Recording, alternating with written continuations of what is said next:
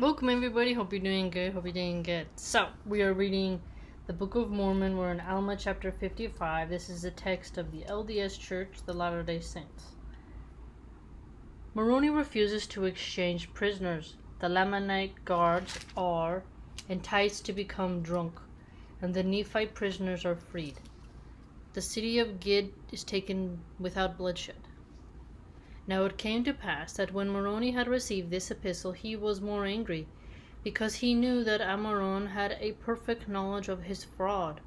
Yea, he knew that Ammoron knew that it was not a just cause that had caused him to wage a war against the people of Nephi. And he said, Behold, I will not exchange prisoners with Ammoron to save he will withdraw his purpose, as I have stated in my epistle. For I will not grant unto him that he shall have any more power than what he hath got. Behold, I know the place where the Lamanites do guard my people, whom they have taken prisoners. And as Ammoron would not grant me mine epistle, behold, I will give unto him according to my word. Yea, I will seek death among them until they shall sue for peace. And now it came to pass that when Moroni had said these words, he caused that a search should be made among his men, that perhaps he might find a man who was a descendant of Laman among them. And it came to pass that they found one, whose name was Laman, and he was one of the servants of the king, who was murdered by Amalekiah. Now Moroni caused that Laman and a small number of his men should go forth unto the guards who were over the Nephites. Now the Nephites were guarded in the city of Gid. Therefore Moroni appointed Laman, and caused that a small number of men should go with them. And when it was evening, Laman went to the guards who were over the Nephites, and behold, they saw him coming, and they hailed him. But he saith unto them, Fear not, behold, I am a Lamanite. Behold, we have escaped from the Nephites, and they sleep, and behold, we have taken of their wine and brought with us. Now when the Lamanites heard these words, they received him with joy, and they said unto him, Give us your wine, that we may drink. We are glad that ye have thus taken wine with you, for we are weary. But Laman said unto them, Let us keep of our wine till we go against the Nephites to battle. But this saying only made them more desirous to drink of the wine. For they say, We are weary, therefore let us take of the wine, and by we shall receive wine for our rations, which will strengthen us to go against the Nephites. The Vikings also believed that, and the Germans, right, that you were drinking alcohol would make you more of a fierce warrior. And Laman said unto them, You may do according to your desires. And it came to pass that they did take of wine freely, and was pleasant to their taste. Therefore they took of it more freely, and it was strong, having been prepared in its strength.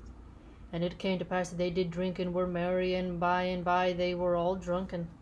And now when Laman and his men saw that they were all drunken, and were in a deep sleep, they returned to Moroni and told him all the things that had happened. And now this was according to the design of Moroni. And Moroni had prepared his men with weapons of war, and he went to the city Gid, while the Lamanites were in a deep sleep and drunken, and cast in the weapons of war unto the prisoners, insomuch that they were all armed. Okay, so look at that. He sneaks in, gets them drunk, and then goes in and arms people. Yea, even to their women, and all those of their children, as many as were able to use a weapon of war. So women even going down to fight. When Moroni had armed those prisoners, and all those things were done in a profound silence. But had they awakened the Lamanites, behold, they were drunken, and the Nephites could have slain them. But behold, this was not the desire of Moroni. He did not delight in murder or bloodshed, but the delight in the saving of his people from destruction. And for this cause he might not bring upon him injustice. He would not fall upon the Lamanites and destroy them in their drunkenness. But he had obtained his desires, for he had armed those prisoners of the Nephites who were within the wall of the city, and had given them power to gain possession of those parts which were within the walls. Ah, smart. It's kind of like what Khaleesi did in Game of Thrones with the people of Meereen, right? And then he caused the men who were with him to withdraw a pace from them, and surround the armies of the Lamanites. Now behold, this was done in the night time, so that when the Lamanites awoke in the morning, they beheld that they were surrounded by the Nephites without, and with their prisoners armed within. Oh snap! And thus they saw that the Nephites had power over them.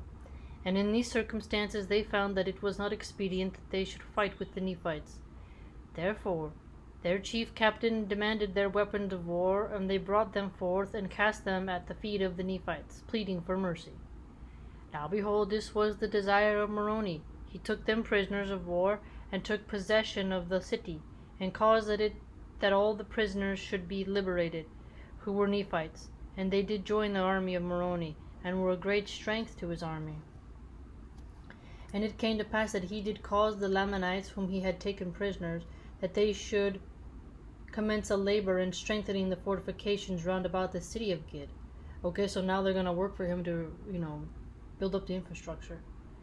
It came to pass that when he had fortified the city Gid, according to his desires, he caused that his prisoners should be taken to the city Bountiful, and he also guarded that city with an exceedingly strong force. And it came to pass that they did, notwithstanding all the intrigues of the Lamanites, keep and protect all the prisoners whom they had taken, and also maintain all the grounds and the disadvantage which they had retaken. And it came to pass that the Nephites began again to be victorious, and to reclaim their rights and their privileges. Many times did the Lamanites attempt to encircle them about at night. But in these attempts they did lose many prisoners, and many times did they attempt to administer their wine to the Nephites, that they might destroy them with poison or with drunkenness. Oh wow, that's clever. But behold, the Nephites were not slow to remember the Lord their God in this their time of affliction. They could not be taken in their snares. Yea, they would not partake of their wine, save that they had first given to some of the Lamanite prisoners. And they were thus cautious that no poison should be administered among them. For their wine would poison a Lamanite, it would also poison a Nephite. And thus they did try all their liquors. And now it came to pass that it was expedient for Moroni to make preparations to attack the city Marianton. For behold, the Lamanites had by their labors fortified the city of Marianton, until it had become exceedingly stronghold. And they were continually bringing new forces into that city, and also new supplies of provisions. And thus ended the 29th year of the reign of judges over the people of Nephi. Alright, so you let too much alcohol into your empire, it can be poisoned or cause them to abstain from their posts.